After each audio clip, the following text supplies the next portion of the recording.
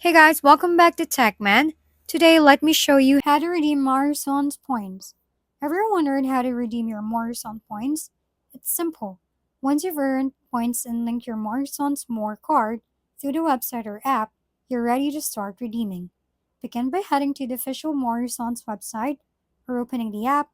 Click on Morrisons More at the top of the page. From there, select View Points and Prices. You'll find all the available offers and rewards that require points to redeem. To claim one, simply make sure you're logged into your registered Morrison More account. If you're not yet registered, return to the main page, click Register, enter your details like name, email, and password, postcode, then confirm to create your account. Once registered, log in, check your available points, and start redeeming exclusive rewards and offers instantly. It's that easy to make your Morrisons points work for you. If we've been helpful, kindly give us a thumbs up and don't forget to hit the subscribe and bell button for more contents. For any questions and suggestions, comment down below.